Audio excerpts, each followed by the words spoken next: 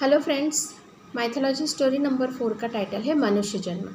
तो पिछली स्टोरी में हमने देखा था कि ब्रह्मा और सरस्वती के 14 मानस पुत्रों का जन्म हो चुका था। तो पुत्रों के जन्म के बाद विद्या की देवी सरस्वती ने अपने सभी पुत्रों को विद्या दी, मतलब शिक्षा दी, एजुकेशन दिया। तो सबसे पहले उस एजुकेशन में उन्हें चारों वेदों का पूरा ज्ञान दिया गया और त्रिदेवों के जन्म से लेकर के अभी जो फिलहाल उन 14 मानस पुत्रों का जन्म हुआ है वहाँ तक की पूरी घटना बताई गई। तो जैसे यहाँ पर जो ये शिक्षा दी गई है, तो ये मतलब जो ब्रह्मा और सरस्वती के पुत्र थे, वो सभी पुत्र जो थे वो सुपर ह्यूमंस थे, मतलब दिव्य पुरुष थे, वो नॉर्मल ह्यूमंस तो नहीं थे।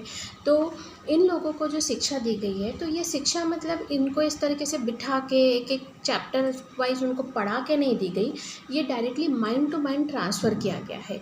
तो देवी सरस्वती ने उन सभी के माइंड में वो पूरा का पूरा जो नॉलेज था वो माइंड टू माइंड ट्रांसफ़र कर दिया गया। और इस प्रोसेस में बहुत ज़्यादा टाइम भी नहीं लगा, ये कुछ सेकंड में ही उनका शिक्षा का काम पूरा हो गया। अब जैसे ही उनको शिक्षा मिली, तो वो जो चारों सनकादिक ऋषि थे, वो चारों के मन में इच्छा हुई कि वो विष्णु भगवान के दर्शन करना चाहते थे।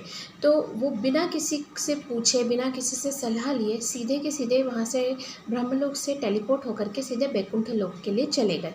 तो जिस तरीके से हम कहा जाता है कि कभी भी आप कोई काम करना चाहते हो तो अपने माता पिता से एक बार सलाह लेना चाहिए, फिर भले ही आप कितने भी बड़े हो चुके हो, कितने भी आप बुद्धिमान हो चुके हो, लेकिन फिर भी माता पिता से एक बार सलाह लेके काम करना चाहिए। तो यहाँ पर भी सनकादिक ऋषियों ने अपने माता पिता से सलाह नहीं ली और उन्होंने सिर्फ दर्शन करने के हिसाब से ब्रह्मलोक से अपने आप को टेलीपोर्ट करके सीधे बैकुंठ लोक पे चले गए। तो जो मतलब बैकुंठ लोक में था, तो वहाँ पे जो बैकुंठ लोक का मेन गेट था वो बंद था और जय और विजय जो भगवान विष्णु के जो द्वारपाल थे, जिन्होंने विष्णु भगवान ने ही उन्हें कहा था कि आप यहाँ पर मतलब सिक्योरिटी रखिए कि किसी को भी अंदर मत आने दीजिएगा। तो वही चीज़ वो हुई कि वो जब चारों ऋषि अंदर जाने की इच्छा उन्होंने बताई, तो जय और विजय ने उन्हें स्पष्ट रूप से मना कर दिया कि विष्णु भगवान ने खुद हमें मना किया है कि चाहे कुछ भी कंडीशन हो, चाहे कोई भी मिलने आए, आप किसी को भी अंदर नहीं आने दे सकते जब तक कि मैं खुद आपको आने के लिए परमिशन नहीं देता हूँ। तो ये हमारी ड्यूटी है और आप चाहे ब्रह्मा के पुत्र हैं, आप चाहे सनकादिक ऋषि हैं, कोई भी है, हम आपको अंदर नहीं आने दे सकते क्योंकि यही हमें ऑर्डर मिला है। तो इस बात से ना सनकादिक ऋषियों को गुस्सा आ गया और क्रोध आ गया और क्रोध में आकर के उन लोगों ने बिना सोचे समझे जय और विजय को श्राप दे दिया और उन्होंने उन्हें श्राप दिया कि तुम दोनों जो है विष्णु भगवान के पार्षद बनने या उनके द्वारपाल बनने के लायक नहीं हो, बैकुंठ लोक के लायक नहीं हो, इसलिए हम तुम्हें श्राप देते हैं कि तुम दोनों राक्षस बन जाओगे। ऐसा उनको श्राप दे दिया गया। अब जैसे ही उन्हें श्राप मिला वैसे ही वो उन पर इफ़ेक्ट हुआ और इस इफ़ेक्ट की वजह से विष्णु भगवान की अचानक से आँखें खुल गई। अब उसकी आँखें खुलने से एक साइड इफ़ेक्ट ये हुआ कि जो भगवान शिव थे, जो मतलब यूनिवर्स के बीच में एक जगह बैठ के ध्यान लगा रहे थे, तो वो जब अपने ध्यान अवस्था में थे तो उनकी जो अर्धांगिनी, उनकी पत्नी देवी आदि शक्ति जो थी, वो भी धीरे धीरे मतलब उनके शरीर से बाहर निकल करके एक बॉडी के मतलब अपनी खुद की एक बॉडी बना रही थी, एक अपने आप का एक अस्तित्व बना रही थी। लेकिन इस तरीके से विष्णु भगवान ने जब अचानक से आंखें खोली तो इसकी वजह से शिव भी डिस्टर्ब हो गए और डिस्टर्ब होने से उनका ध्यान टूट गया। तो जो उनकी पत्नी थी देवी आदि शक्ति, वो उनके शरीर से अलग हो गई और मतलब शिव और आदि शक्ति अब अलग अलग हो चुके थे। इससे पहले शिव की पत्नी देवी आदि शक्ति उनके शरीर के अंदर ही थी, अब वो अचानक से उनके शरीर से बाहर निकल गई।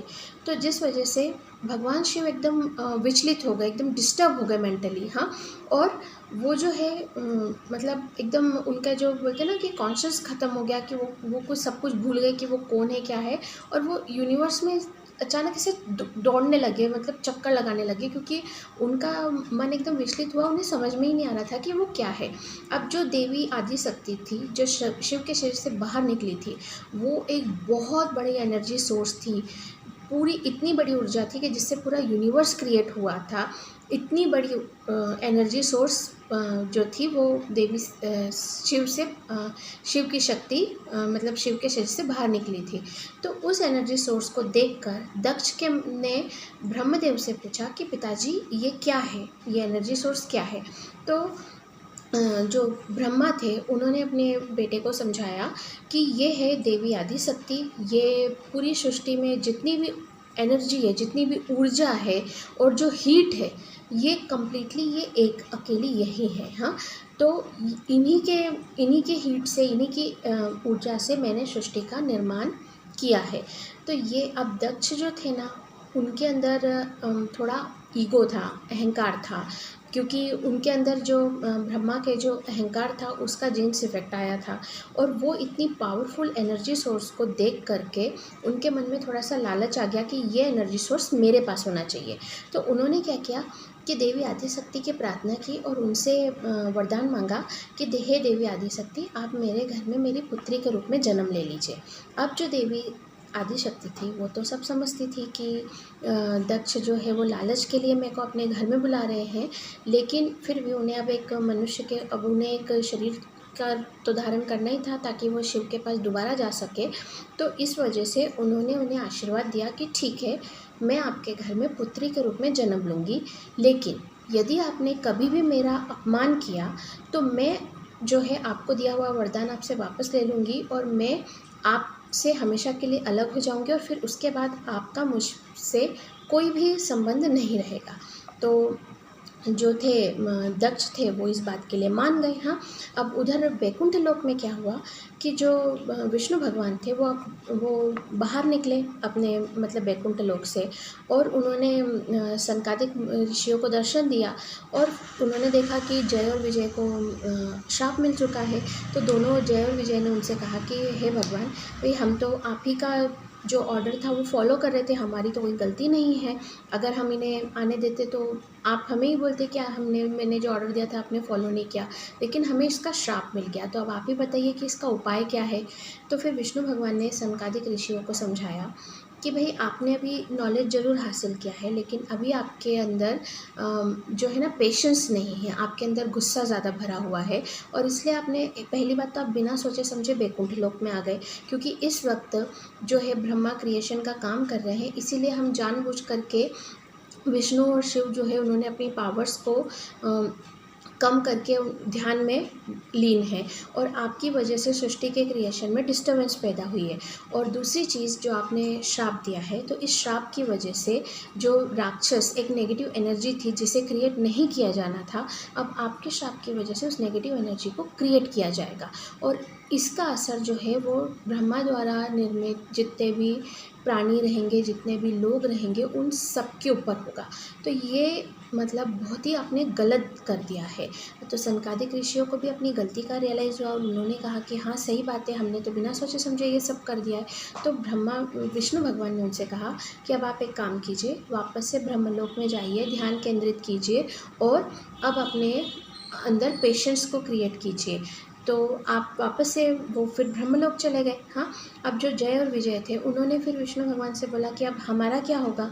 तो विष्णु भगवान ने बोला कि देखो, अब सनकादिक ऋषि जो थे वो काफ़ी मतलब शक्तिशाली थे और वो ब्रह्मा के पुत्र हैं, तो अब उनका श्राप तो आपको भोगना ही पड़ेगा। अब वो 4 ऋषियों ने आपको श्राप दिया है, तो आपको 4 बार राक्षस के रूप में जन्म लेना पड़ेगा। लेकिन मैं आपको वरदान देता हूँ कि चारों ही बार में मैं भगवान विष्णु आपको मृत्यु देगा, और मेरे हाथों मृत्यु होने से आपका जो वो श्राप है वो दूर हो जाएगा, और जैसे ही आपका श्राप दूर होगा आप दोबारा से वैकुंठ में मेरे द्वारपाल के पोस्ट पर वापस आ जाएंगे। तो उन्होंने कहा कि मतलब जय और विजय इस बात से प्रसन्न हुए और उन्होंने इस श्राप को एक्सेप्ट कर लिया। तो अब इसके आगे की कहानी मैं आपको मनुष्य जन्म पार्ट 2 में बताऊँगी। Okay, bye.